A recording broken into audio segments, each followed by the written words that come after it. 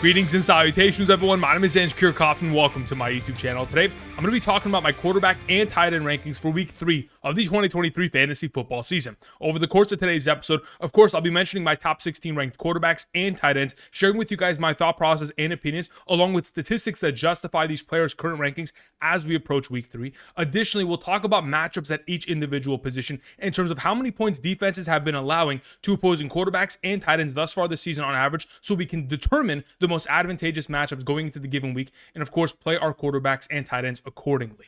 Outside of that, for those of you who have not yet already, of course, be sure to subscribe to the channel. We're making daily fantasy football content for the entirety of the 2023 season with the singular purpose of trying to help you guys win a fantasy football championship. Help me reach the goal of 80,000 subscribers. I greatly appreciate the support. Couple reminders, there are timestamps down in the description of the video, so if you guys are looking for a specific player, you can find all of that in the description of the video. All stats that I mention or present over the course of today's episode are for a 4-point per passing touchdown league and half PPR scoring format, so keep that in mind. Outside of that, while you're down in the description looking for a specific player, don't forget to be sure to check out Underdog Fantasy, because if you want additional content outside of the videos that I post daily and the live streams we conduct during the weekends, be sure to go ahead and travel on over to Underdog Fantasy, use code Andrew today, and make a first-time deposit minimum of $10, because not only are you going to get a first-time deposit match up to $100, you're going to get my rankings sent to you individually from me every single Sunday morning, which includes rankings by position: quarterback, running back, wide receiver, tight end, kicker, and defense, by tier. Of course, half PPR, full PPR, and flex rankings, stuff that is not included in terms of the daily videos available to you every single Sunday morning. So be sure to go ahead, use code Andrew today, check out Underdog Fantasy. For those of you who are wondering if you could take advantage of the opportunity on hand and help me help you for the remainder of the season, check out your eligibility based on the map on the right side of the screen. Of course, play the pick'ems games and draft responsibly via Underdog Fantasy. Thank you very much. All right, let's get into talking about the quarterback position for week 3 in terms of matchups, beginning with the fact that the Philadelphia Eagles are giving up the most points to opposing quarterbacks thus far this season on average, based on the efforts of Mac Jones in week 1 and Kirk Cousins in week 2. Obviously, their secondary has been dealing with a lot of injuries, and going into this given week, there is a chance that Baker Mayfield could find himself success. But I mean, can we really start Baker Mayfield outside of a 2-quarterback league? We'll talk about that as we progress throughout today's video. But nonetheless, in terms of some of the more advantageous matchups, of course, the Los Angeles Chargers, that bodes very well for Kirk Cousins. The Indianapolis Colts, of course, Lamar Jackson should have himself a fantastic game. Looked great last week against the Cincinnati Bengals defense. The Chicago Bears, I mean, we all know that Patrick Mahomes is going to succeed every week, but now that he has an even better matchup, it only elevates his overall play. Now, with that all being said, just want to give you guys a little bit of an idea as to how many points these defenses have been allowing thus far this season on average. While on the other end of the spectrum, there are some defenses that we outright want to just kind of avoid. The Dallas Cowboys have been really stopping opposing quarterbacks. So have the New Orleans Saints, Cleveland Browns, Buffalo Bills. Certainly, their defense and the pressures that they apply upon opposing quarterbacks certainly make it difficult for those quarterbacks to find fantasy success within a given week. Therefore, just kind of giving you guys an idea as to the most difficult matchups thus far this season on average. We'll now go ahead and talk about my top 16 ranked quarterbacks going into week 3, beginning with our number 1, Patrick Mahomes. Now, everything stacking up for Patrick Mahomes this week makes it a perfect week for him to finish as the number 1 overall quarterback. Obviously, last week, in a very low-scoring affair between them and the Jacksonville Jaguars, Patrick Mahomes still had over 305 passing yards and had himself 2 passing touchdowns, 30 rushing yards. The amount of rushing utilization that he has had over the course of the last 2 weeks certainly has begun to separate him from the rest of the pack, especially at the quarterback position, when we compare him to guys like Josh Allen, who haven't really ran that much in the last 2 weeks. Nonetheless, let's give you some ideas as to the matchup on hand. Taking on the Bears. The Bears have allowed the 4th most fantasy points to opposing quarterbacks, like we just mentioned. Not only that, the Bears defensive coordinator resigned yesterday, and they have already allowed 65 points thus far this season as a defense. That's the 2nd most in the National Football League. So when you take that all into account, and the fact that September Mahomes, when Patrick Mahomes has played and started games in September throughout his entire career, he's averaging 313 passing yards, 2.94 passing touchdowns, and 0.33 interceptions per game on average. We're expecting a great game, on top of the fact that Eddie Jackson, starting safety, and Kyler Gordon, starting nickel corner, are going to be out this week. A lot of success in line for Patrick Mahomes. The number 2 is Jalen Hurts. He takes on the Tampa Bay Buccaneers. Like I've mentioned all week long, the Tampa Bay Buccaneers are a great defense, and specifically are really good in terms of stopping the run. Now, typically, stopping the run often turns into being a pass funnel as a defense, because if teams are not able to find success running the ball against you, they'll have to pass for a majority of the game.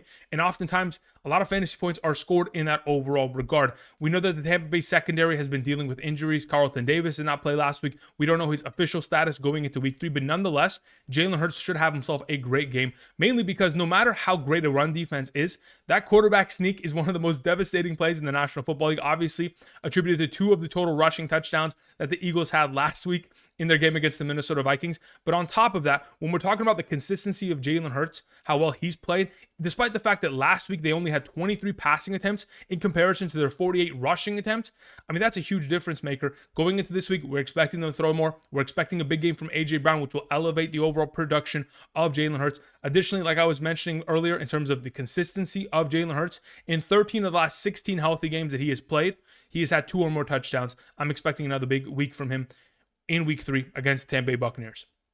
Josh Allen is our number 3. Now, we mentioned him a little bit earlier in regards to his rushing statistics not being as high, considering last week against the Las Vegas Raiders, there was no pressure for him to run at all. He only had 7 rushing yards on 3 rushing attempts, but ultimately all of his damage was already done early in that game with 274 passing yards, 3 passing touchdowns, a great overall week. Now, on top of those statistics, the reason why he was able to accumulate all those passing yards was because of how efficient he was in the passing game. 31 of 37 passing, an 84% passing completion percentage, the second highest completion percentage in his career within a singular game. Ultimately, thus far this season, amongst all quarterbacks, Josh Allen has the highest passing completion percentage with a 77%. He has been far more efficient, obviously took care of the ball in week 2 in comparison to week 1 with those 4 turnovers. And going into a matchup against the Washington Commanders, I'm expecting the Buffalo Bills to come out and put up a lot of points. I don't expect Josh Allen to run the ball much within this given matchup, but all the passing statistics that he's going to be able to put together, I mean, we just saw, a guy like Russell Wilson throw for 303 touchdowns against this defense. I think Josh Allen will be just fine. Moving on. Number 4, we have Lamar Jackson taking on the Indianapolis Colts. Like I mentioned earlier, they're giving up the 3rd most points to opposing quarterbacks thus far this season, on average, giving up 19.5 fantasy points per game in terms of passing statistics alone. That is not even rushing statistics accounted into that overall total. So Lamar Jackson should have himself a fantastic week. Last week against the Cincinnati Bengals, he was forced to move out of the pocket and find a lot of success in terms of rushing. 12 rushing attempts for 54 rushing yards. When I looked at the history of Lamar Jackson's career, in games in which he's been able to rush for 12 or more rushing attempts, the guy's typically averaging over 84 rushing yards per game. So last week was a little bit of a dip, but nonetheless, his frequency of rushing, if that continues to climb in a more competitive game, early on, especially against the Indianapolis Colts, before this game turns into a blowout, like I'm anticipating that it's going to, primarily because the secondary of the Indianapolis Colts this season without Stephon Gilmore or Isaiah Rodgers certainly are not equipped to be able to stop passing attacks. Ultimately, Lamar Jackson should have himself a great week, coming off a week with 73% passing completion percentage. He's getting the job done, especially with Mark Andrews back. Number 5 is Kirk Cousins. Kirk Cousins takes on the Los Angeles Chargers. The Chargers have allowed the 3rd most points per game on average this season and the most passing yards per game this season, obviously due to the efforts of Tua Tagovailoa in week 1, but they also let Ryan Tannehill cook in week 2 with a hobbled DeAndre Hopkins. Just putting that into account, Ryan Tannehill the week prior against the New Orleans Saints was awful. 3 interceptions, a 48% passing completion percentage, but then the next week against the Chargers elevates his game completely. Kirk Cousins, the quarterback that is currently tied for the most passing touchdowns in the National Football League, also has the 4th most passing attempts, the 2nd most passing yards, should be in a position to have himself a fantastic game. Again, both these teams are 0-2. They're going to be fighting for that victory to be able to get the monkey off their back in week 3. This is going to be a competitive matchup. And the reason why it's going to be such a competitive matchup, because on the other side of the ball, for the other team, we have Justin Herbert and his efforts that is certainly going to, of course, keep this game a higher scoring event. Now, despite the fact that the Los Angeles Chargers defense is awful, they're giving up a lot of points per game and a lot of yards per game. It obviously continues to force Justin Herbert to come out every single down and, have to score. Because if in fact he doesn't, they're going to get behind very quickly because their defense is just not equipped enough at this current moment in time to stop opposing offenses, especially an offense of the caliber of the Minnesota Vikings. So we have another week here of Justin Herbert trying to elevate this team without Austin Eckler.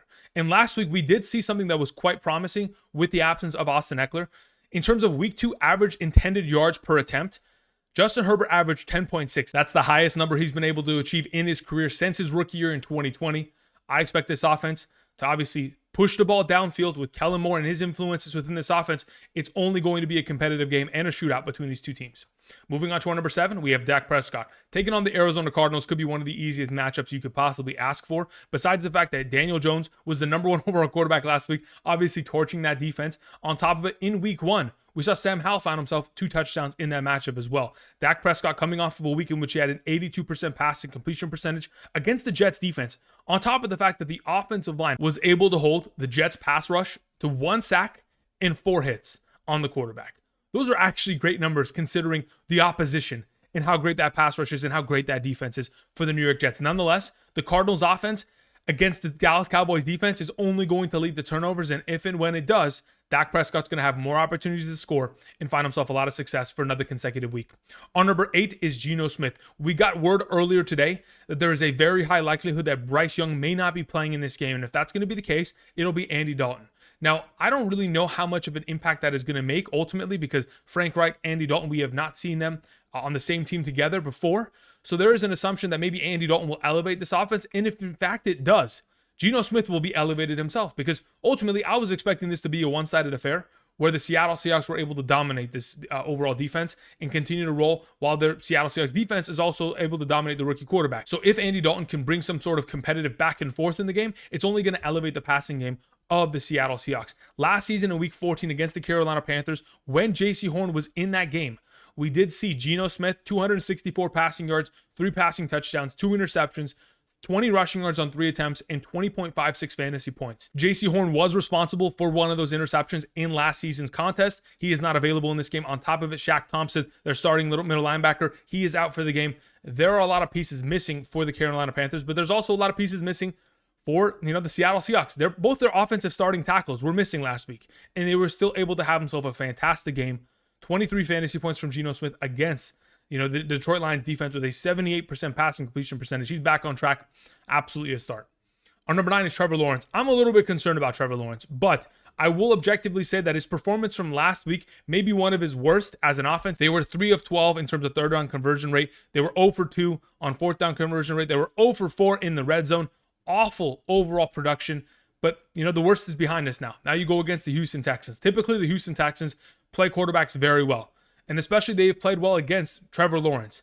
Last season, Trevor Lawrence had 0 passing touchdowns against that defense, and I want to go ahead and just get all the narratives out there because the real question going into week 3 is, can Trevor Lawrence score enough fantasy points with his arm prior to the fact that this team is going to mount a significant enough lead to where they're running out the clock with Travis Etienne and Tank Bigsby? And I think that he's capable of doing so, but it is a little bit sketchy in comparison. I mean, look, we go back to week 1. Lamar Jackson didn't have himself a great game against the Houston Texans. Obviously, there were some weather concerns, but ultimately, he didn't have a great game. Last week, Anthony Richardson, prior to leaving that game, was torching that defense with his legs. Through the air, Gardner Minshew had himself a great game. So I'm expecting Trevor Lawrence to find success, but nothing at a super high level into the top 5-6 conversation. If he's able to reach that, we'd love to see it, but again, I'm not expecting it.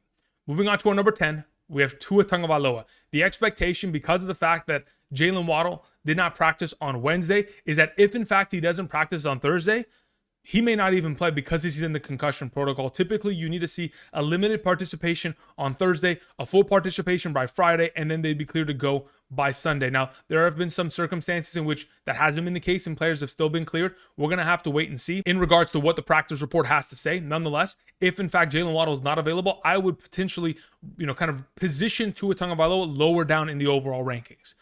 If in fact Jalen Waddle is available for the matchup, again, Tua has been one of the better quarterbacks in the National Football League thus far this season.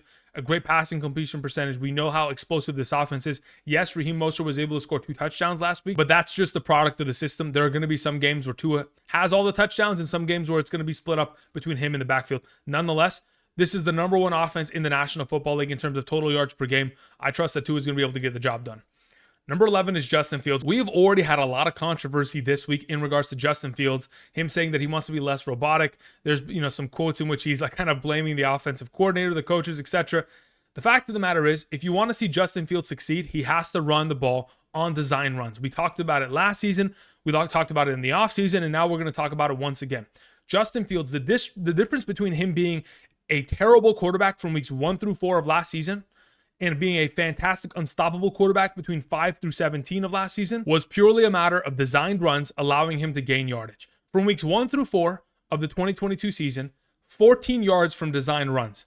From weeks 5 through 17, 408 yards from designed runs. Thus far this season, 1 rushing yard from designed runs.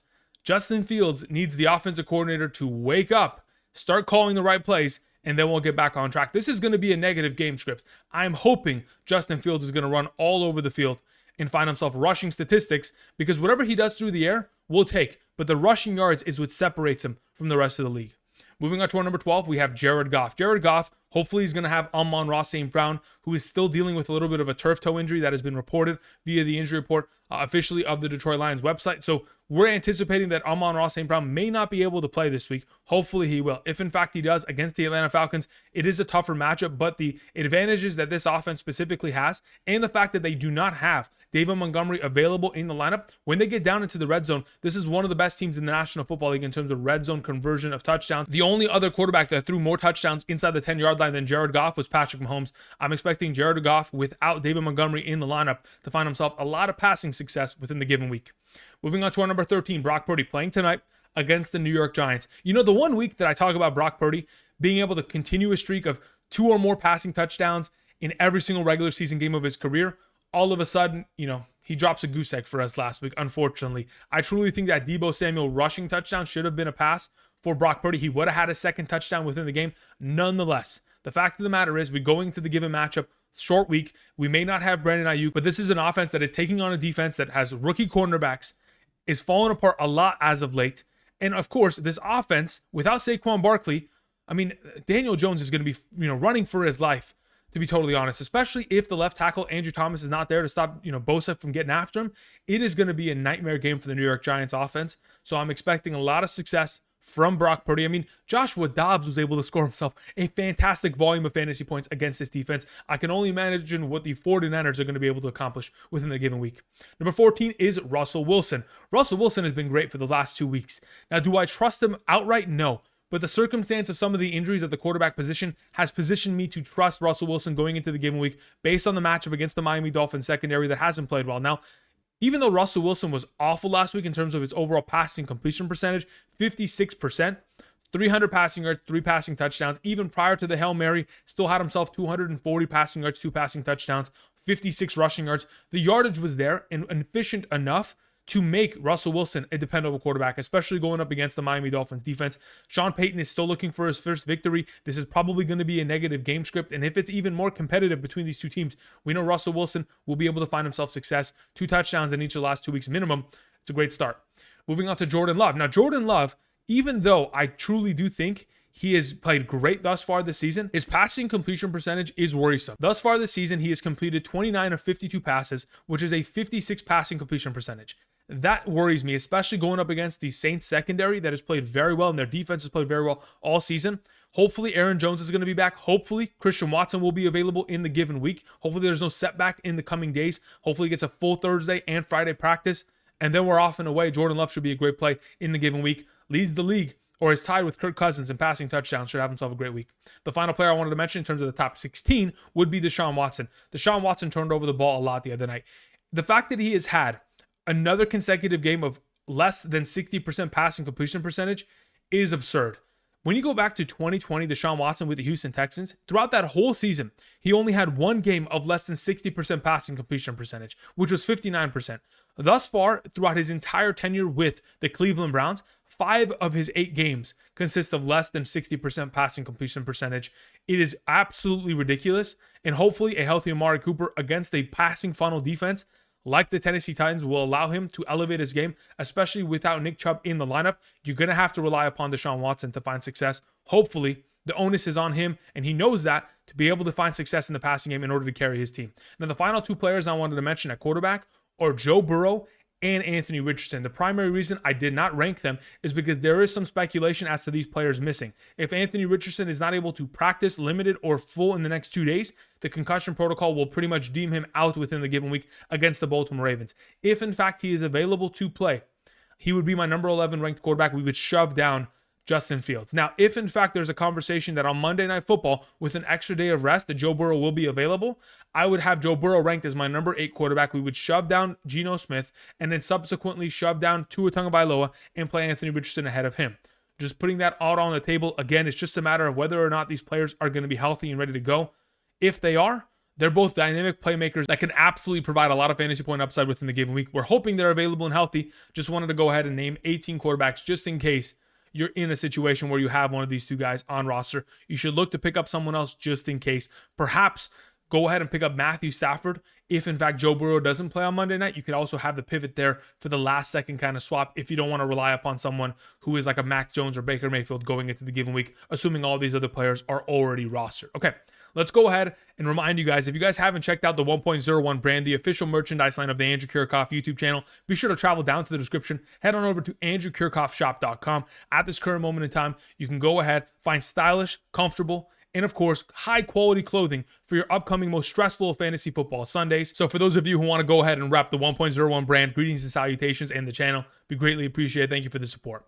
All right, let's talk about the tight end position specifically. How many fantasy points have been allowed to opposing tight ends thus far this season on average in a half PPR scoring format? The Philadelphia Eagles not only are giving up the most fantasy points to opposing quarterbacks thus far this season on average, but also opposing tight ends. A little bit of a combination there. We've seen, of course, Hunter Henry and TJ Hockenson dominate against that secondary.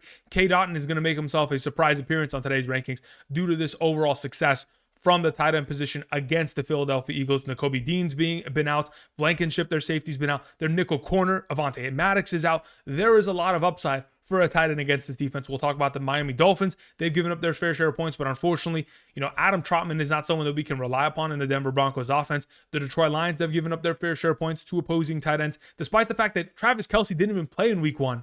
They have given up a lot of points. Last week against the Seattle Seahawks, Noah Fant, Will Disley, and Kobe Parkinson all found themselves over 40 receiving yards. It was an absolute monster game for those tight ends against this defense.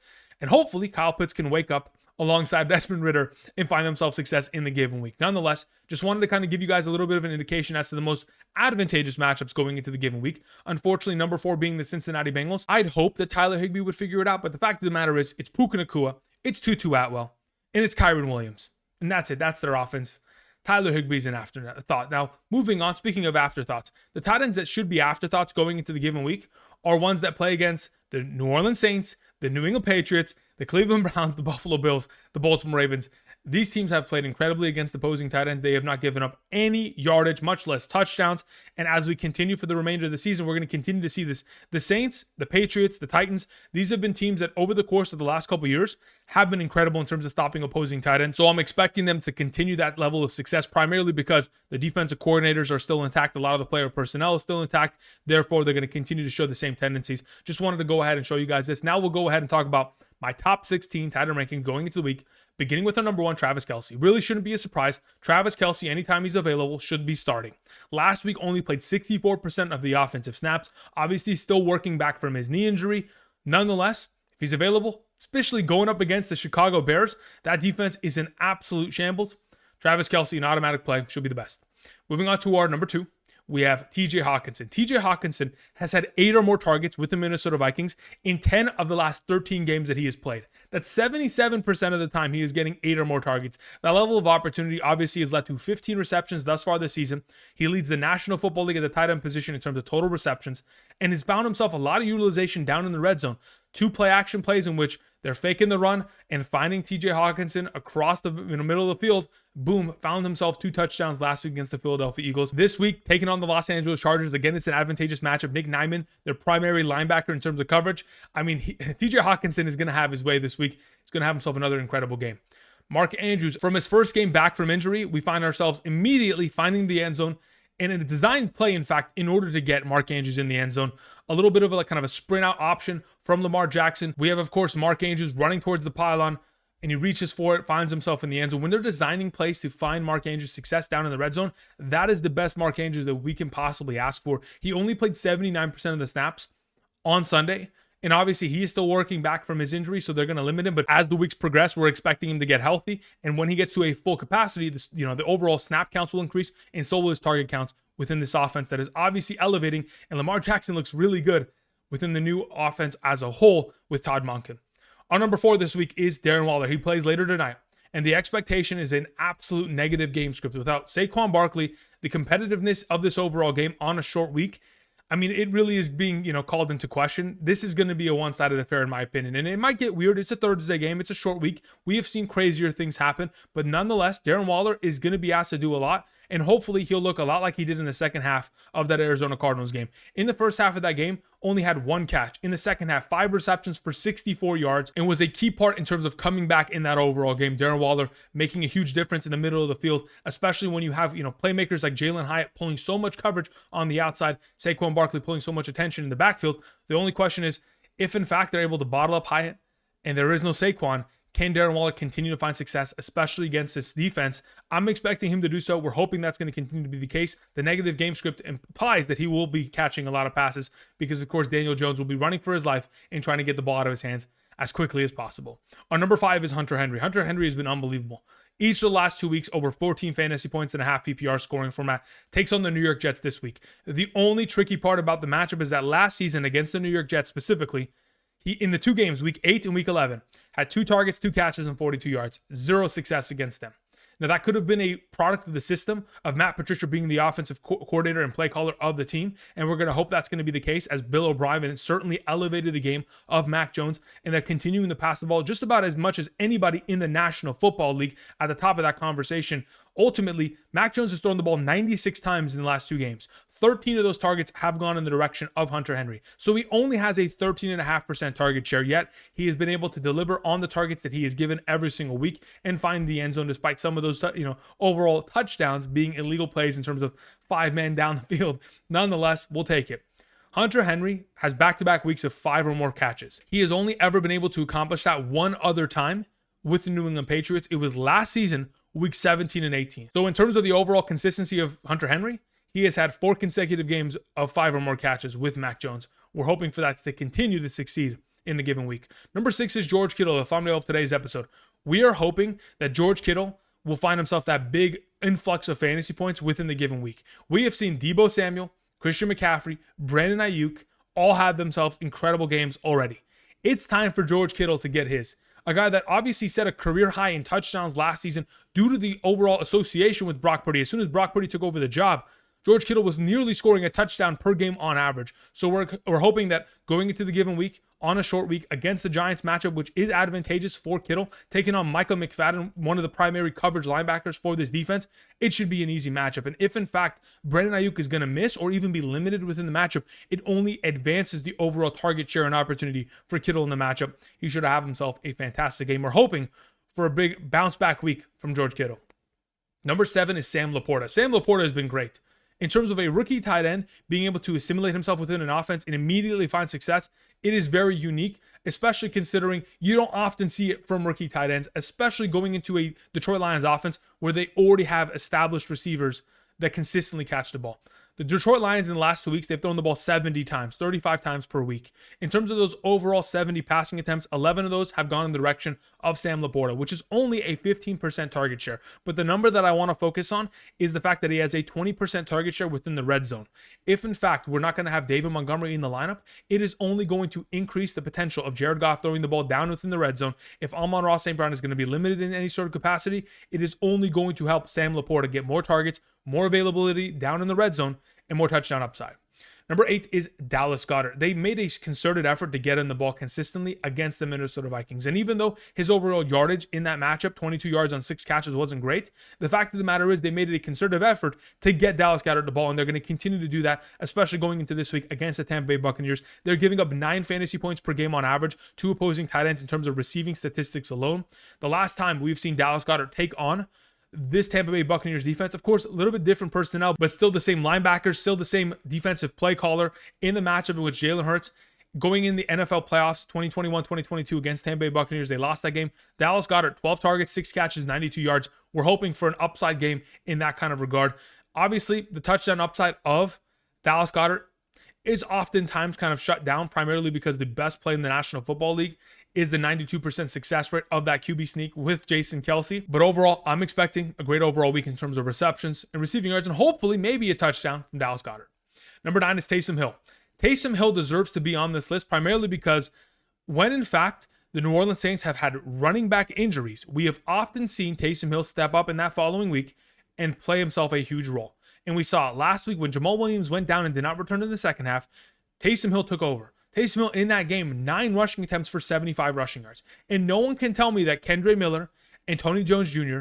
is going to be more effective in terms of a yards per carry average in comparison to Taysom Hill. What he provides is going to be a very impactful overall performance against the Green Bay Packers run-stopping defense. When I went ahead and looked at the 2022 performances of Taysom Hill, in games in which he had 4 to 7 rushing attempts, he averaged 35 rushing yards and 0.33 rushing touchdowns per game. Decent performance. Again, there's a possibility 1 in 3 chance scoring a touchdown, getting yourself, with a 35 yards.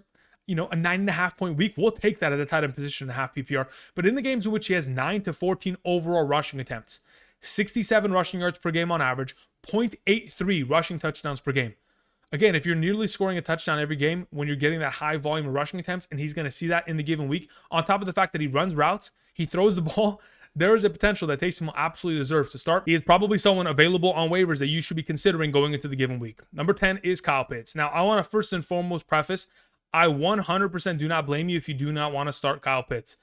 But that all being said, they do take on the Detroit Lions, the third easiest matchup at the position. The Detroit Lions are giving up 15.25 fantasy points per game on average to opposing tight ends. Opposing tight ends have accumulated 14 receptions, 175 receiving yards, and a receiving touchdown against this defense already within the first 2 weeks. And when we go back to 2021, Kyle Pitts against the Detroit Lions, week 16, 6 catches on 6 targets, 102 receiving yards. I'm hoping for a big game from Kyle Pitts. Man, I mean, he has so much talent. It's just a matter of, can Desmond Ridder send the ball in his direction? Our number 11 for this week is Evan Engram. Evan Engram takes on the Houston Texans. Last season, in the 2 games in which he took them on, week 5, 6 catches for 69 on 10 targets. Week 17, two total targets, 1 catch, and 16 receiving yards. The reason why the week 17 contest had no overall upside for Evan Engram is because, quite frankly, they pulled the starters in the middle of the third quarter. It was a blowout, and there was no competition at all as the defense had scored some points, and they had mounted such a lead in which Trevor Lawrence got pulled in the third quarter. So if we're going to get into a situation where the Houston Texans are not able to compete, which I'm hoping is not going to be the case, and hopefully CJ Stroud can keep this game competitive enough to keep Trevor Lawrence on the field, if that will be the case, Evan Engram will have value. The only concern I have with Evan Engram, 0 touchdown upside unless he makes a huge play. Primarily because thus far this season, in terms of red zone targets, Calvin Ridley and Zay Jones are the only receivers in terms of red zone targets thus far this season. Each of them have 5. Evan Engram nowhere in the conversation, similar to last year. Moving on to our number 12, Zach Ertz. Zach Ertz leads the tight end position thus far this season in terms of total targets. Last week, Tyler Conklin took on the Dallas Cowboys, 5 catches for 50 yards on 6 overall targets. If in fact we're going to continue to see a negative game script in the game against the Dallas Cowboys, Zach Ertz will have the opportunity to find himself a lot of work in receiving yards and of course receptions. The ever elusive touchdown could, potentially get there in garbage time, but the garbage man isn't always guaranteed to come around on Sundays. But for now, in terms of yardage and receptions, Zach Ertz, with the opportunity that he is given on a weekly basis and the rapport he has already built with Josh Dobbs, is a great play. Moving on to our number 13, Cade Otton. Like I mentioned earlier, the Philadelphia Eagles, they are allowing the most fantasy points per game to opposing tight ends thus far this season on average, 21.8. 17 receptions, 171 receiving yards, 3 receiving touchdowns to the efforts of guys like TJ Hockenson, Hunter Henry, Mike Gesicki, etc. Considering Cade Otton is coming off of a performance of 6 catches on 6 targets, 41 receiving yards, I'm hoping that overall the matchup is going to allow him to continue to be a more vital part of this offense. While Mike Evans is being double teamed, Chris Godwin's getting a lot of focus within the slot position, Cade Otton can find himself a lot of success in the passing game, as the Philadelphia Eagles defense, definitely tough to run on, force a lot of passes within the overall contest. Number 14 is Jake Ferguson. Jake Ferguson, amongst all players in the National Football League, has the most red zone targets thus far this season with 7 total, scored himself a receiving touchdown. That is pretty much going to be his contribution. Can Jake Ferguson be a threat within the red zone? Because he's not going to get too many targets like a Dalton Schultz in the past. It's just going to be a matter of, can the touchdowns accompany his performance? Luckily, taking on the Arizona Cardinals, an advantageous matchup, allowing 9.55 fantasy points per game on average this season, should be an ample enough game for Jake Ferguson to find himself another successful week. Moving on to Dalton Schultz. Speaking of Dalton Schultz, he takes on the Jacksonville Jaguars. Like we have mentioned all week long, CJ Stroud has thrown 91 passing attempts in the last 2 games. Nico Collins, Tank Dell, Robert Woods, they've all been relevant for fantasy purposes. But the fact of the matter is, Dalton Schultz had himself sprinkles last week. 7 targets, 4 catches, 34 yards. Only 5.4 fantasy points, but now he takes on the 6th easiest matchup at the position. The Jacksonville Jaguars also struggled last season in terms of stopping opposing tight ends. I'm hoping for Dalton Schultz to have himself an upside week while everybody else is pulling attention, and he's able to find success over the middle of the field with CJ Stroud. The final option I wanted to mention is Dalton Kincaid. Despite the fact that he has less snaps played than Dawson Knox and only has one more target than Dawson Knox, it's just a matter of his numbers continuing to gradually rise. 4 targets, 6 targets, maybe he gets 8 this week against the Washington Commanders. It's an advantageous matchup. Time will tell, but ultimately he's getting more and more utilization within this offense, and if that's going to continue to progress, his numbers will continue to rise and of course, be fantasy relevant based on the talent he is, yards after the catch, and of course, the potential touchdown upside within an offense that scores as much as the Buffalo Bills do within a given week. All right, that's going to cover it for me today. Thank you, everybody, for watching. If you have not yet already, click the like button down below. Subscribe to the channel. Again, we're making daily fantasy football content for the entirety of the season. Enjoy tonight's game between the San Francisco 49ers and the New York Giants. Perhaps put together some Underdog pick'em slips today. Be sure to check out Underdog Fantasy. Use code Andrew and make that first-time deposit minimum of $10 to get my rankings every single Sunday for the remainder of the season. And of course, take advantage of some of the pick'ems games that you can go ahead and play today. Thank you, everybody, for watching. And until next time, I'll see you guys. Peace.